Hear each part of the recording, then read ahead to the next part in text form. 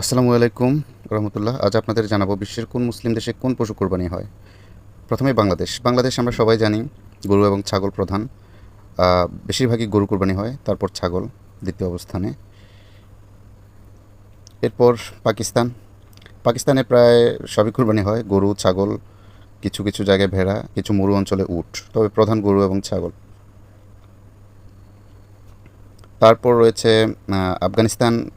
আফগানিস্তানে দুম্বা এবং ভেড়ার প্রচলন খুবই বেশি, এটি জনপ্রিয় কোরবানির জন্য। ইরাক।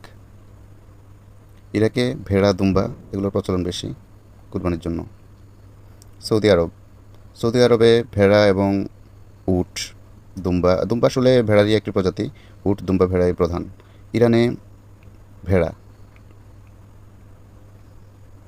তো বাংলাদেশ গরু বেশি, পাকিস্তান ছাগল ও গরু বেশি, আফগানিস্তান ভেড়া বেশি, ইরাক ভেড়া বেশি, ইরান ভেড়া বেশি, সংযুক্ত আরব আমিরাত দুবাই সহ ভেড়া বেশি, উটও প্রধান। মধ্যপ্রাচ্যের বেশিরভাগ দেশে ভেড়া কুরবানির প্রধান পশু, আর বাংলাদেশে গরু প্রধান পশু।